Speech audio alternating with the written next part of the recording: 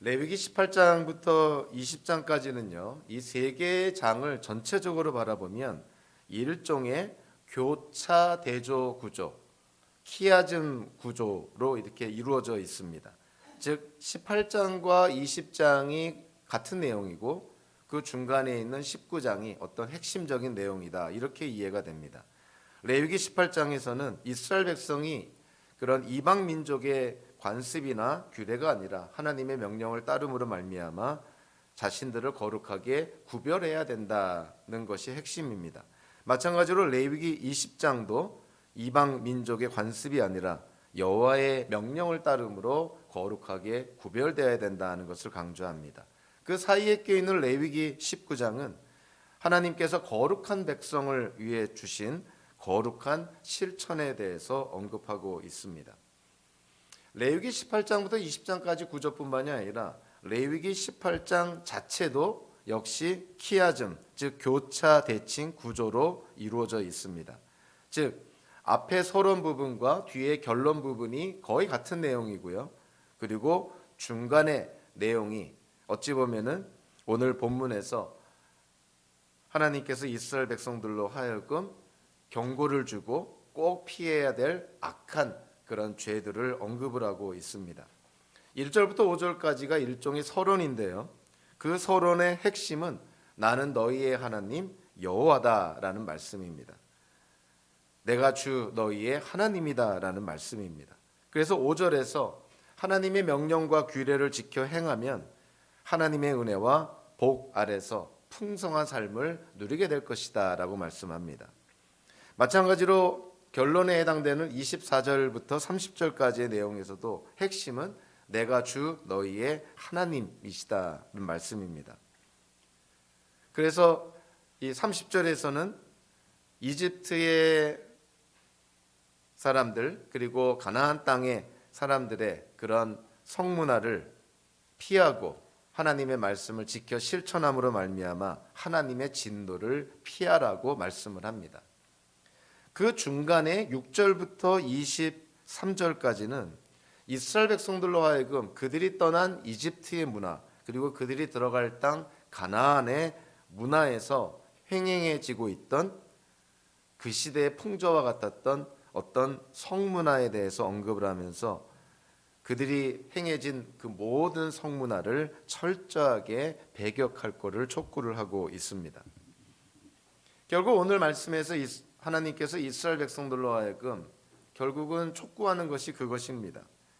과연 이스라엘 백성들은 이 세상의 풍조를 따라 살 것인가? 아니면 시대와 문화를 초월한 하나님의 말씀대로 살 것인가?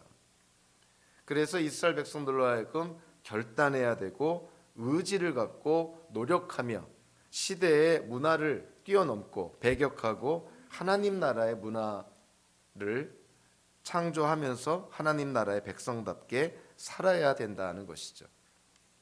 오늘 보면 1절부터 5절이 일종의 서론입니다. 내가 주 너희의 하나님이다 라는 말씀으로 오늘의 서론이 시작이 됩니다. 2절, 4절, 5절에 세 번씩이나 내가 주 너희의 하나님이다 또는 나는 주다라는 말씀을 통해서 오늘 본문 전체 사실 2절, 4절, 5절뿐만이 아니라 마지막 30절도 내가 주 너의 하나님이라는 말씀을 통해서 일종의 수미상관 그런 어떤 문학적 장치를 사용을 하면서 이 말씀이 오늘 이 레위기 18장 전체의 말씀을 아우르고 있는 것이죠. 하나님께서 이스라엘의 하나님 또 그냥 일반적인 객관적인 하나님을 떠나서 이스라엘의 하나님 언약의 하나님이심을 강조하면서 이스라엘 백성들에게 내가 너희의 주 하나님이니 그 중간에 있는 내용들 하나님께서 말씀하는 명령들을 지켜 행해야 된다는 것이에요. 내가 주 너희의 하나님이라는 말씀에는 특별히 세 가지 의미가 있습니다. 첫째는 이스라엘 민족을 이집트에서 해방시킨 즉 이스라엘 민족을 구속하신 하나님이라는 의미가 담겨져 있고요.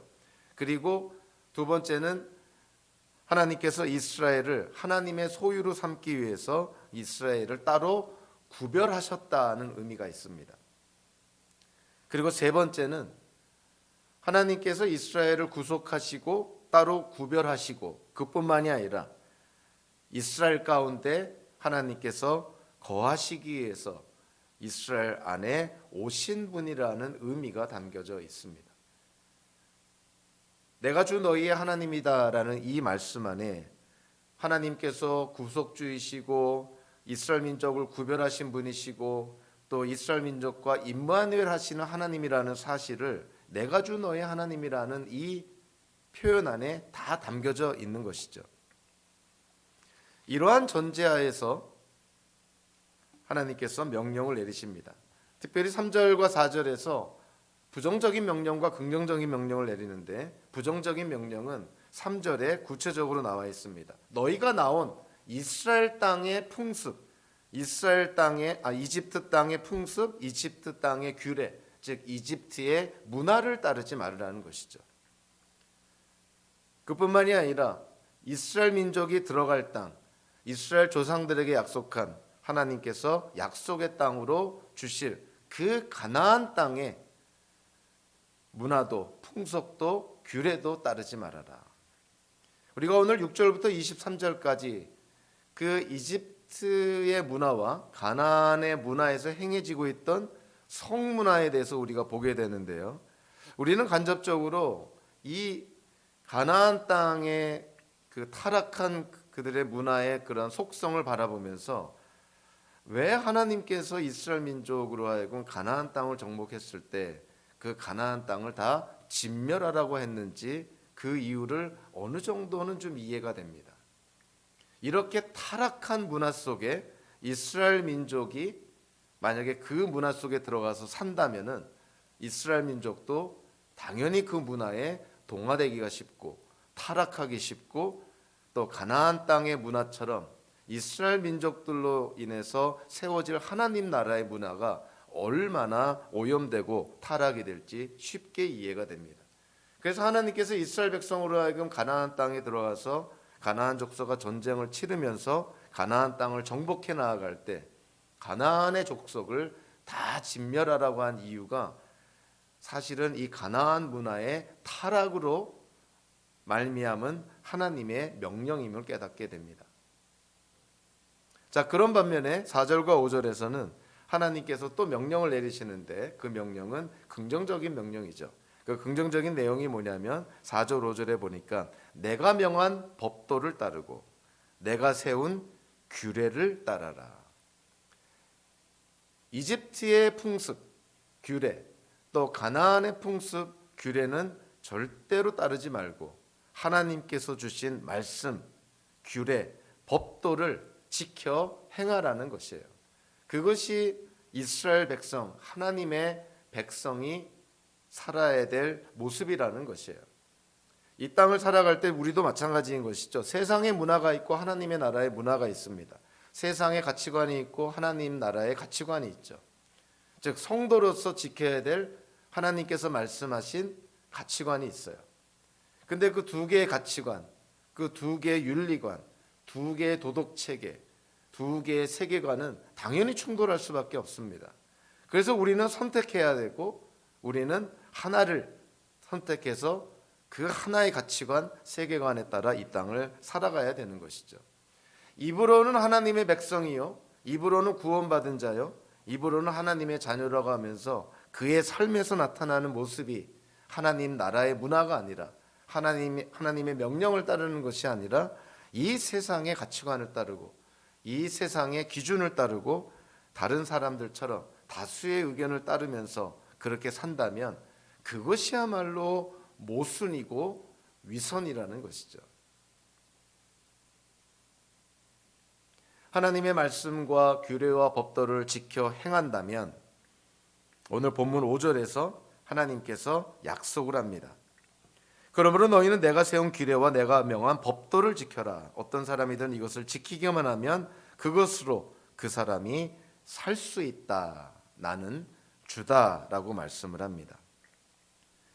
하나님의 말씀대로 산다면 그것이야말로 하나님께서 원하시는 삶을 사는 것이고 하나님께서 원하시는 삶을 산다고 했을 때 하나님의 보호하심과 하나님의 축복과 하나님의 은혜를 그러니까 풍성한 삶을 누리게 된다는 거예요.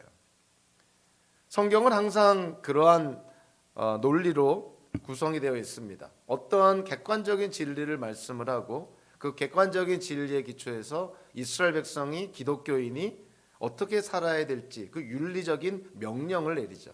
그리고 그 윤리적인 명령을 지켜 행했을 때 이스라엘이든 기독교인이든 그들에 대한 하나님의 약속이 주어집니다.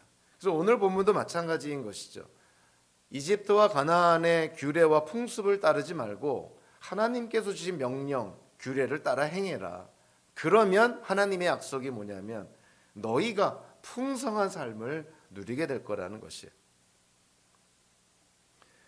오늘 본문을 우리가 절대로 오해를 하지 말아야 될 것이 하나님께서 허락하시는 풍성한 삶을 누리고 또 하나님과의 그런 관계를 맺기 위해서는 우리가 하나님의 말씀을 지켜 행해야만 되는 것인가?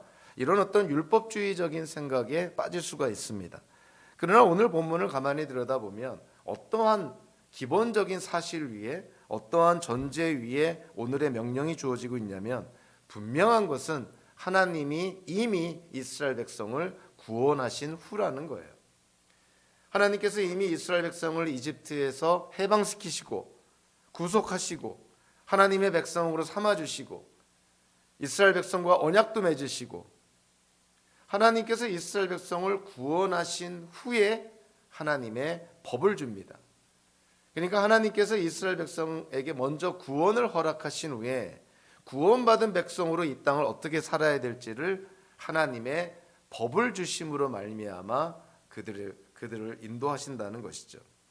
즉 하나님과의 관계는 항상 하나님의 은혜에 기초합니다. 우리가 하나님의 은혜로 구원을 받았으니 구원받은 백성으로 우리가 이 땅을 어떻게 살아가야 될까? 그것이 바로 하나님의 말씀으로 우리에게 계시된 하나님의 뜻이라는 것이죠.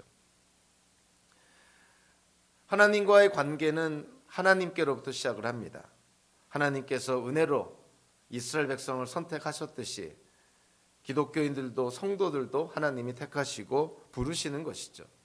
그리고 부름받은 자로서 이스라엘이든 초대교회 또는 현대의 기독교인이든 이 땅을 어떻게 살아가야 될지에 대해서 하나님께서 말씀으로 가르쳐 주시고 계시하신다는 것이에요. 그래서 오늘 말씀도 그런 것입니다. 이스라엘 백성들에게 내가 주 너희의 하나님이다라는 이 말씀에 당연히 들어가 있는 전제가 뭐냐면 내가 너희를 구원하여 줬다는 거예요. 그리고 내가 너희의 하나님이다. 내가 너희를 해방시켜 줬고 또 너희를 구원하여 줬고 그리고 조상에게 약속한 가나안 땅으로 너희를 인도해 줄 하나님이다. 그러니까 이스라엘 백성 너희들은 내 말을 지켜 행해야 된다는 것이죠. 하나님의 백성으로 살아간다는 것은 또 기독교인으로 구별된 성도로서 이 땅을 살아간다는 것은 당연히 이 세상과 근본적으로 다른 가치관과 윤리 기준을 준수하며 사는 것입니다. 아무리 다수가 따른다 하더라도 그것이 하나님의 말씀에 어긋나는 것이라면 아무리 소수라 할지라도 하나님의 말씀에 순종해서 따르고 하나님의 말씀대로 사는 것이 그것이 성도의 삶이라는 것이죠. 우리가 살고 있는 이 세상은 또 미국 안에서도 그렇고요. 너무나 반기독교적인 그런 관습과 가치들이 많이 있습니다. 하나님의 말씀에 비춰보면 도저히 병행할 수 없고 병립할 수 없는 반기독교적인 적그리스도적인 관습과 가치들이 너무나 많이 있는 것이죠. 이것이 합법이냐, 즉 미국의 법에 기초해서 합법이냐 불법이냐의 문제보다는 그것이 하나님 나라의 가치관에 맞느냐 틀리느냐 이것이 더 중요한 것이에요. 미국에서 아무리 낙태가 합법적이라 하더라도 그것이 성경에 비춰봤을 때 하나님 앞에 죄가 되고 악이 되기 때문에 비록 합법적이라 하더라도 기독교인들은 그 합법적인 그러나 하나님 앞에 악한 법을 따라서는 안 되는 것이죠. 내가 주 너희의 하나님이다. 이스라엘 백성에게 하나님께서 이거를 주지시킨 이후에 자 오늘 보면 6절부터 23절까지 그들이 떠나온 이집트의 문화 속에서 또 그들이 들어갈 가나안 땅의 문화 속에서 그 시대에 이미 행해지고 있던 성문화에 대해서 언급을 합니다. 결론적으로 6절부터 23절까지 하나님께서 이스라엘 백성들에게 이러한 성문화를 너희들이 절대 따라서는 안 된다. 반드시 배격해야 되고 반드시 제거해야 되고, 이러한 금지된 그런 성관계를 행하는, 즉 이집트와 가나안의 성문화를 따르는 사람들이 있다면 너희들이 반드시 내쳐야 된다. 그들을 공동체에서 쫓아내야 된다. 그들과의 관계를 단호하게 끊어야 된다라고 얘기를 합니다. 6절부터 23절까지 하나님께서 그만 이집트와 가나안 땅의 성문화에 기초한 금지된 성관계 세 부류로 나눌 수가 있는데요. 6절부터 18절까지는 소위 말하는 근친상간에 관한 것이고요. 그리고 19절과 20절은 불법적인 성관계, 그리고 21절과 23절은 정말 구역질 나는 변태적인 성관계에 대해서 언급을 합니다. 놀랍게도 6절부터 23절까지 언급된 이 많은 자세하게 묘사된 금지된 성관계가 이집트의 문화 속에, 가나안의 문화 속에 이미 실행이 되고 사람들이 행하고 있었다는 거예요. 참 놀라울 따름인 것이죠. 그래서 사실 성경을 통해서 가만히 들여다보면 이미 창세기에 나오는 그런 역사적인 사건들의 기록을 통해서 경제가 발전하고 사람들이 가진 것이 많아지고 권력이 많아졌음에도 불구하고 그 안에 하나님이 없을 때에는 그 문화가 반드시 치러야 될 대가가 있는데, 그것이 바로 성의 타락이라는 거예요.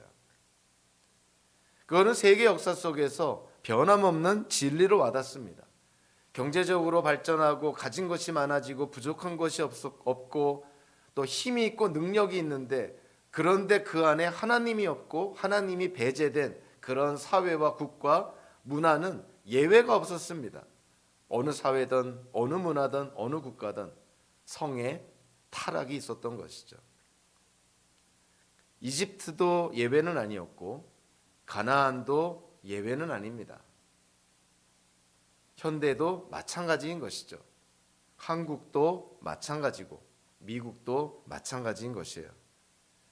경제가 발전하고 힘이 세지고 군사력이 있고 다른 나라와 비교해서 어떤 우위에 섰다 하더라도 그 안에 하나님이 계시지 않는다면 불을 보듯 뻔한 결과는 그 나라와 그 사회, 그 문화 안에서 성은 당연히 타락한다는 거야. 타락의 정도가 이만저만한 게 아니에요. 성경에 나오는 이런 역사적인 사실들을 바라보면 정말 끔찍하고 가증스럽다 못해 정말 과연 이런 일이 진짜 일어났을까 할 정도로 어마어마한 성적 타락의 모습을 보게 됩니다.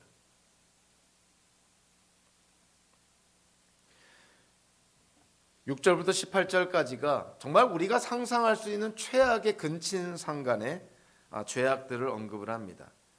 근데 6절부터 18절까지 근친상간의 그런 죄에 대해서 언급을 하면서 여기에 대해서 가장 근본적인 기본이 되는 하나의 중심이 되는 구절이 바로 6절인 것이에요.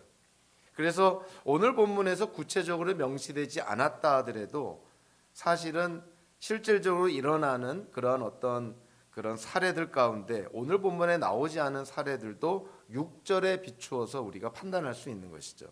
그래서 6절이 이 근친상간과 관련해서 하나의 결론을 얘기를 합니다.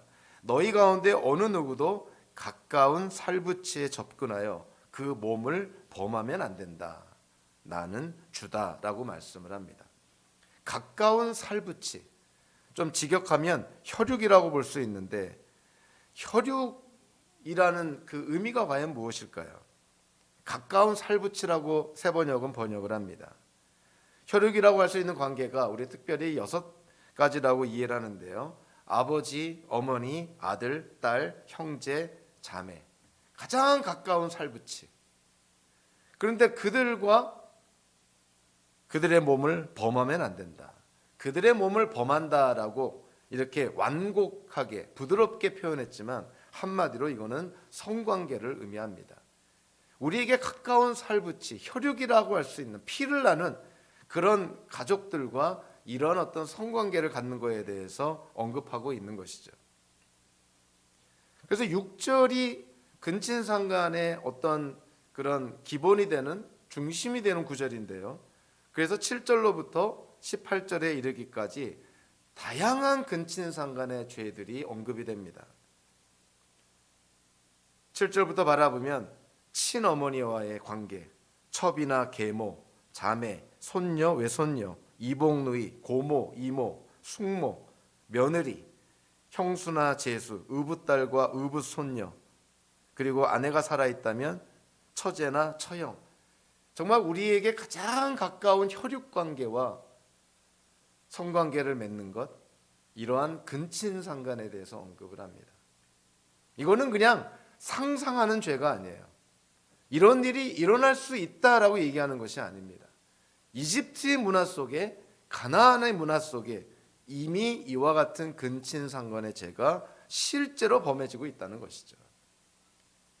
하나님께서 이스라엘 민족을 이집트에서 해방시켰는데 그들이 들어갈 가나안 땅도 이와 같은 타락한 성문화 속에 놓여 있었다는 것이죠.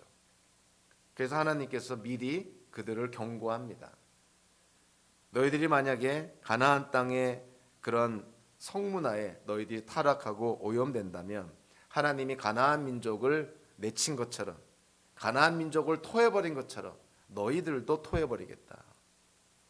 그러니까 하나님께는 예외가 없다는 거예요. 가나안 민족이나 이스라엘 민족이나 하나님의 명령에 불순종한다면 하나님께서 금한 것을 행하고 회개하지 않고 반복적으로 지속적으로 행한다면, 그래서 하나님께서 정해놓으신 죄의 임계량에 차버린다면 가나안 민족처럼 하나님께서 이스라엘 민족도 그 땅에서 다 토해버리겠다고 언급을 합니다.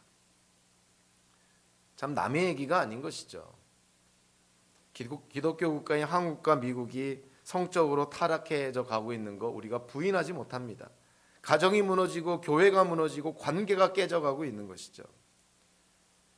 만약에 그와 같은 상태로 지속이 된다면 가나안 민족에게 행했던 하나님의 징계가, 나중에 북이스라엘과 남유다에게 행했던 하나님의 징계가 한국과 미국에 행해지지 말라는 법이 어디 있겠어요? 한국이 타락하고 미국이 타락한다면 하나님께서 한국도 미국도 예외 없이 토해버릴 거라는 것을 우리가 엄중한 경고로 받아들여야 됩니다. 하나님께서 하나님의 맏아들인 왕 같은 제사장인 그런 이스라엘 민족도 가나안 땅에서 토해버렸는데, 그래서 북이스라엘은 아시라에게, 남유다는 바벨론에게 멸망을 당했잖아요. 70년 유배를 가지 않았습니까? 하나님의 백성도 하나님이 토해버리시는데 한국이라고 미국이라고 예외가 될 수가 없는 것이죠. 그래서 이러한 세상의 세속적인 타락한, 하나님이 금한 이런 성문화 속에서 우리 기독교인들이 살아갈 때 정말 정신을 차리지 않으면 죄는 너무나 가까이 와 있습니다. 어느 누구도 예외가 없어요. 그래서 우리가 영적으로 깨어 있어야 됩니다. 사람을 믿지 말라는 게 아니라 사람은 절대 믿음의 대상이 될 수가 없으니 어떠한 사람도 어떠한 환경에 놓이면 어떠한 죄를 지을 수 있을 가능성이 있으니 우리가 서로 도와주고 서로 보호해주고 서로 체크 앤 밸런스 해줘서 그러한 죄에 빠질 환경에 놓지 않도록 서로가 노력해 줘야 되는 것이죠. 근친상간의 죄에 이어서 19절과 20절에서는 불법적인 성관계를 또 언급을 합니다. 19절에서 아내가 월경 중에 있는데, 생리 중에 있는데 그 아내와 의도적으로 성관계를 맺는다면 그 남자도 그 공동체에서 쫓아내야 된다. 20절에서는 이웃의 아내와 동침한다, 즉 간음을 한다면 그도 공동체에서 쫓아내야 된다고 얘기를 합니다. 사실 여인이 월경 중에 생리 중에 있을 때 남편으로 하여금 그 아내와 동침하지 말라는 것은 사실 피가 생명을 상징하는 것이니까 피가 유출된다는 것은 부정한 것을 의미하니 제의적으로 부정하다는 의미도 있지만 실질적으로 보면 그런 상태에 있을 때 여성이 신체적으로 정신적으로 연약해져 있기 때문에 사실 이와 같은 율법은 여성을 보호하기 위한 의도라고도 이해가 됩니다.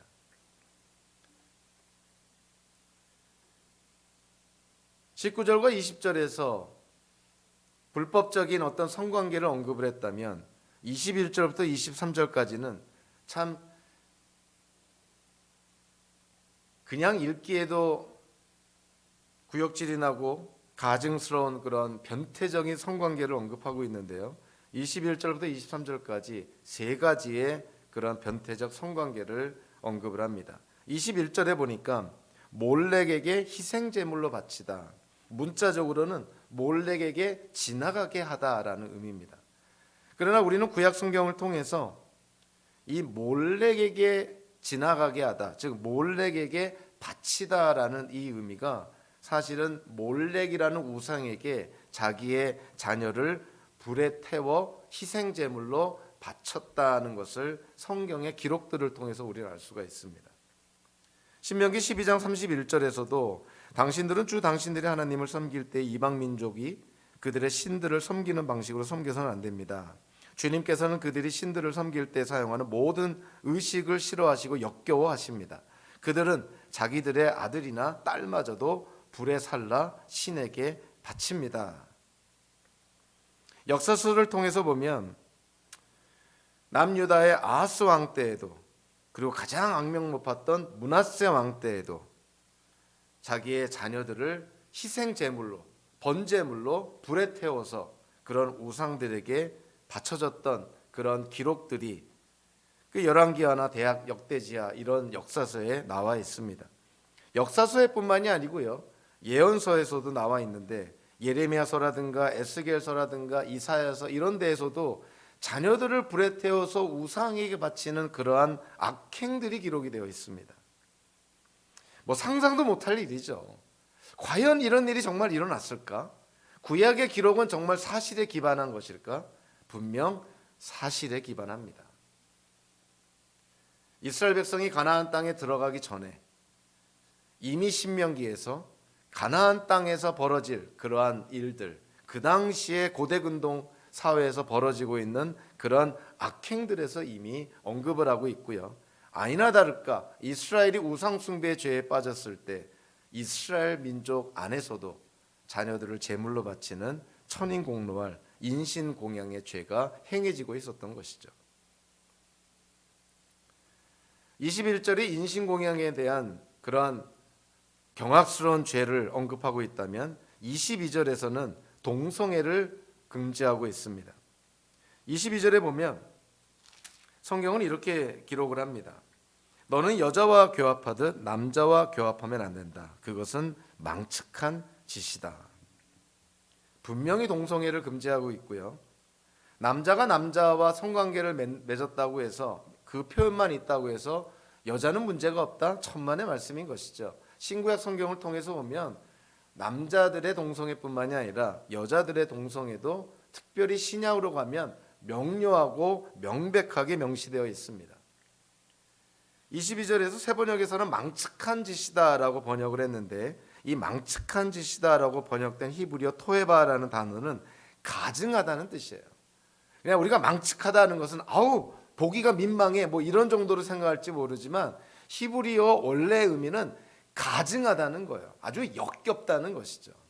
하나님 보시기에 동성애가 그렇다는 거예요. 얼마나 가증스럽고 역겨웠을까. 자, 이제 23절에 넘어가면 정말 강대상에서 말하기도 민망한 얘기가 나오는데 23절에 보면요. 이제는 짐승과의 성교, 즉 짐승과 성관계를 맺는 좀 어려운 한자어로 수간이라는 그러한 더러운 행위에 대해서 언급을 합니다. 새번역에서는 그렇게 하는 것은 즉 동물과 성관계를 맺는 것은 성을 문란하게 하는 행위다라고 얘기를 하고 있는데요.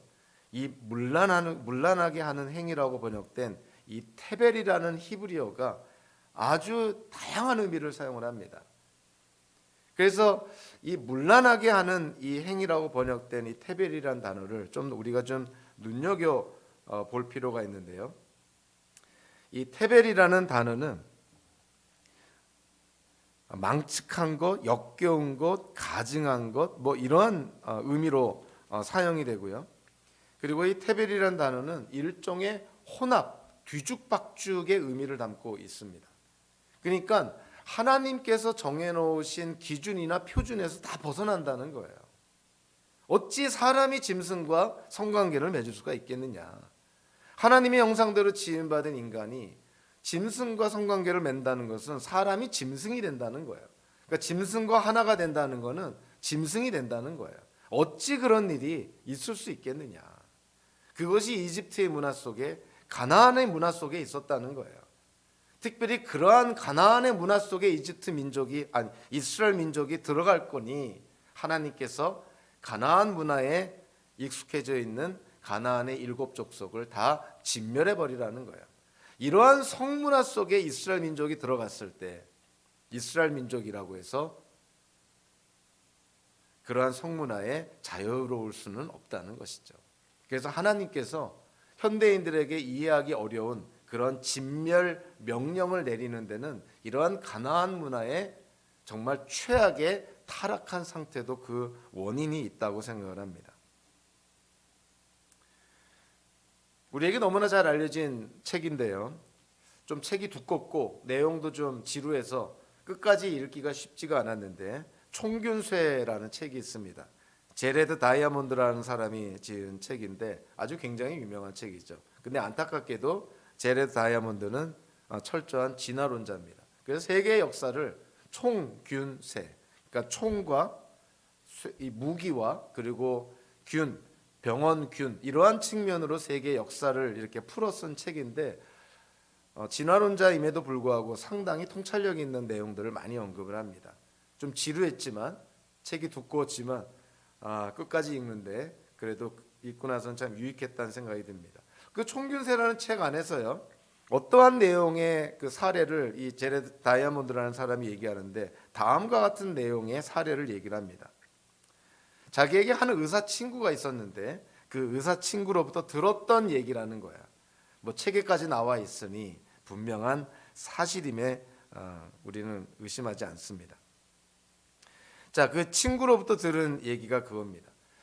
그 친구가 아직 경험이 부족한 젊은 의사였을 때 어떤 한 부부를 만나게 되는데 그 남편이 정체불명의 세균에 감염이 되어서 폐렴을 앓고 있었다는 거야. 근데 그 남편이 영어를 잘 못해서 그의 아내를 통해서 이제 어떠한 일이 있었는지, 어떠한 원인이 있었는지를 이제 의사가 좀 알아보려고 물어봤다는 것이죠. 혹시라도 이러한 어떤 그 정체불명의 세균에 감염되는데 어떤 그런 성적 체험, 어떤 그런 것이 없었는지 아내에게 남편에게 물어보라고 요청을 합니다. 그래서 남편이 그 아내에게 조심스럽게 그런 정체불명의 세균에 감염이 될 수 있는 가능성에 대해서 얘기를 해주는데 그 책의 내용에 보면 그 남편이 침대 시트 속으로 숨으려고 했었고 들릴락말락한 목소리로 몇 마디를 더듬거렸다. 그런데 그 몇 마디 더듬거린 말을 듣고 그 아내가 갑자기 노발대발하여 벌떡 일어나서 남편을 노려보다가 의사 친구가 말리기도 전에 무거운 금속병을 움켜쥐더니 남편의 머리를 힘껏 내리치고 뛰쳐나갔다는 거야.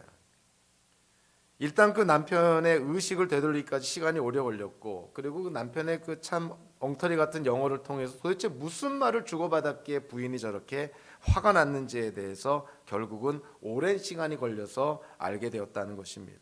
의문의 해답은 밝혀졌습니다.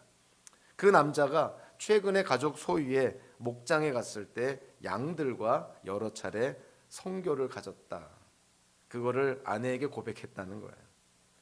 그래서 그걸로부터 정체불명의 세균에 감염이 되어 폐렴을 앓게 되었다는 거예요. 자, 이게 우리가 생각할 때는 야, 어떻게 인간이 그럴 수가 있을까? 근데 실제로 고대 근동에서만 일어났던 일이 아니라 현대에도 지금 이런 일들이 일어나고 있다는 거예요.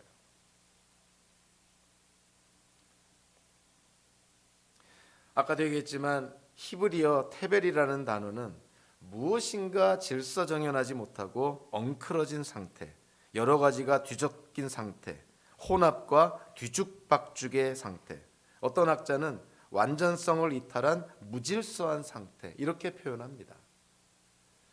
그러니까 짐승과의 그런 성교가 그렇다는 거예요. 하나님이 정해놓으신 기준과 표준에서 벗어난 혼란스럽고 뒤죽박죽한 무질서한 상태라는 것이죠.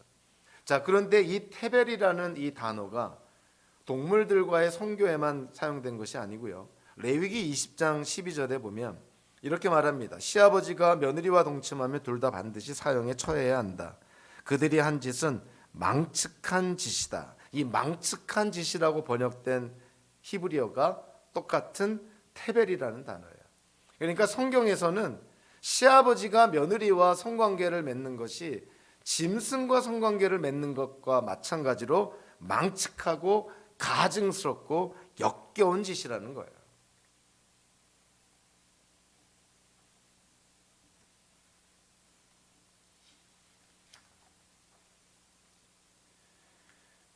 오늘 보면 6장 6절부터 23절까지 정말 근친상간의 죄, 불법적인 성관계, 그리고 변태적인 성관계. 자, 이런 것들이 이집트와 가나안 그 시대에 이미 횡행하고 있었다는 것을 전제로 하면서 하나님께서는 이스라엘 민족에게 너희가 가나안 땅에 들어가거든 가나안의 그런 성문화를 절대로 따라서는 안 된다고 얘기를 합니다. 그러면서 이제 오늘 본문을 이 결론을 말씀하는데 24절부터 30절까지의 말씀이죠. 이 결론의 기초가 되는 것은 마찬가지입니다. 30절에 뭐라고 말씀하고 있냐면 내가 주 너희의 하나님이다. 내가 너희를 많은 민족으로부터 너희를 택하여 불러냈고 너희를 내 맏아들로 삼아줬고 너희를 세상의 제사장 나라로 삼아준 것이 바로 나라는 거예요. 내가 너희의 하나님이다. 자, 그러니까 24절부터 30절까지 나오는 하나님의 명령을 잘 지켜 행하라는 거예요. 어떠한 명령이 있습니까? 24절, 26절, 29절, 30절에 보니까 하나님께서 명하신 것들을 반드시 지켜라. 그런데 여기서 아주 특별한 표현을 하죠. 너희가 만약에 내 명령을 지켜 행하지 못하면 내가 너희를 토해낼 것이다. 하나님께서 가나안 민족들을 그들의 어떤 타락한 가나안 문화 그것 때문에 가나안 족속들을 그 가나안 땅에서 토해냈다는 거예요. 그런데 이스라엘 민족 너희라고 예외가 아니다. 너희도 만약에 가나안 족속들처럼 그렇게 타락해진다면 내가 너희를 토해버리겠다는 거예요. 우리는 여기서 땅이 비인격체인 걸 우리가 분명히 과학적으로 알지만 영적으로 바라보면 땅도 인격적인 측면이 있다는 걸 깨닫게 됩니다. 물론 비유적인 것이죠. 억울한 사람들의 피를 많이 흘리거나 하나님께서 악하다고 하나님께서 죄라고 했던 것을 많이 행한다면 그 땅이 더러워진다는 거예요. 그 땅이 오염된다는 거예요. 그러면 땅이 그렇게 행하는 민족, 사람들, 사회, 문화를 다 토해버린다는 거예요. 우리가 어떤 상한 음식을 먹으면 자기 보호 본능이 있잖아요. 몸에서 그거를 반응을 일으켜가지고 그 상한 음식을 토합니다. 땅이 그렇다는 거예요. 땅에 억울한 사람의 피를 많이 흘리거나 하나님 보시기에 죄와 악이 행하면 하나님이 정해놓으신 죄의 임계량에 차버리면 하나님이 정해놓으신 그 어떤 한계에 도달하면 그 땅이 그 사람들을, 그 사회를, 그 나라를 토해버린다는 거예요. 근데 우리는 잘 알고 있습니다. 땅이 무슨 인격체이기 때문에 사람들을, 사회나 문화를 토해내는 것은 아니죠. 실제로 그 땅에서 그 나라, 사회, 문화를 토해내는 주체가 누굽니까? 하나님인 것이죠. 하나님이 토해버리겠다는 거예요. 한국도, 미국도, 유럽도, 세계의 어느 나라, 어느 민족도 예외가 될 수가 없습니다. 성경은 참 땅에 대해서 언급을 많이 합니다.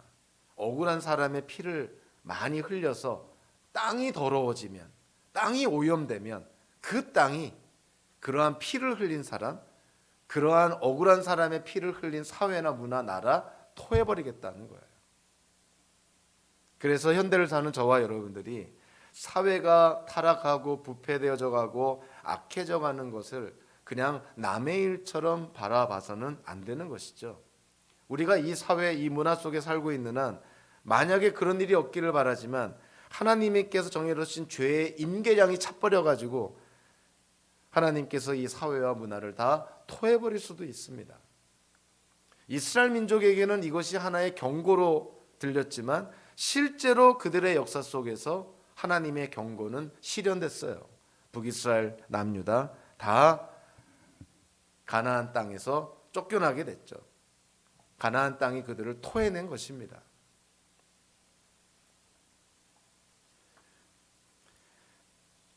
오늘 본문에서 우리가 또 하나 눈여겨봐야 될 것은 하나님께서 말씀하신 그런 명령과 또 하나님의 그런 규례들을 가만히 들여다보면 가정 안에서 그리고 사회 안에서 연약한 사람들을 지키고 보호하시는 하나님의 그런 의도를 파악할 수가 있어요.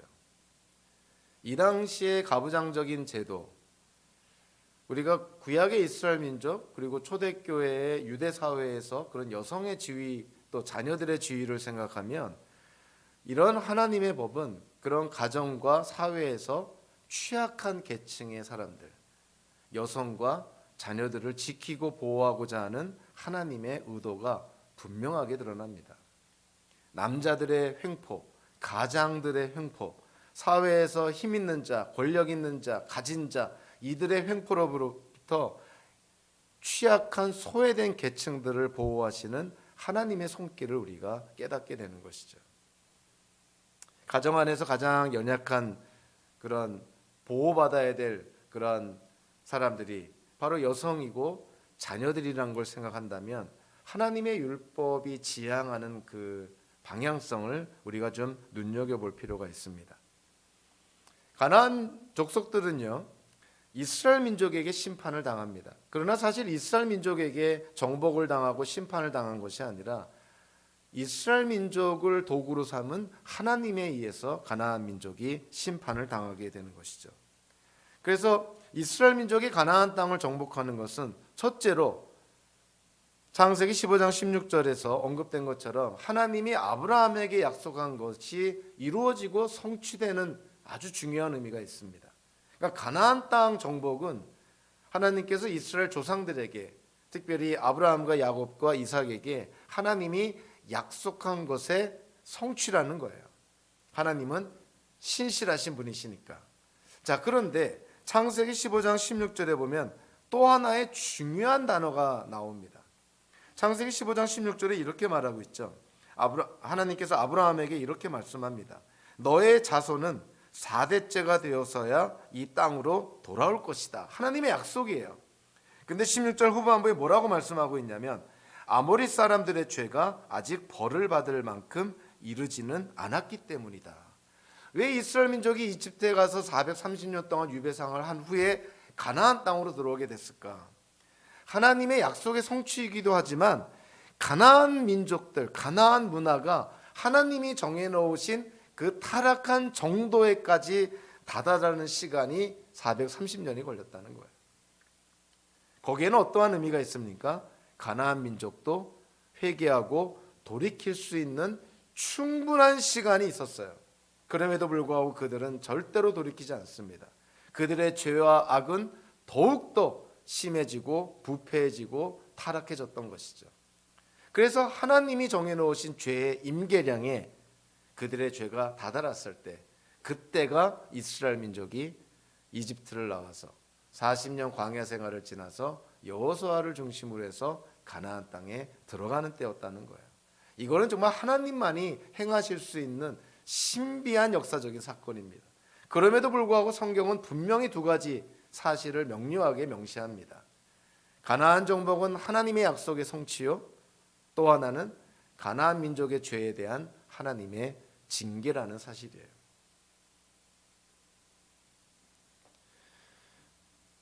오늘 우리는 레위기 18장의 말씀을 통해서 정말 입에 담기 어려운 근친상간의 그런 다양한 죄들, 그리고 하나님께서 불법이고 하나님의 뜻에 어긋나는 불법적인 그런 성관계, 그리고 정말 상상하기도 역겨운 그런 변태적인 그런 성관계에 대해서 오늘 본문이 언급을 합니다. 근데 우리가 잘 알고 있다시피 현대의 문화 속에서 간음이나 또는 동물들과 성관계를 맺는 어떤 수간이나 뭐 이런 것들에 대해서는 어느 누구도 부인하지 않습니다. 그와 같은 것들은 다 악한 것이고 그거는 우리 사회와 문화 속에서 철저하게 배격해야 된다는 걸 잘 압니다.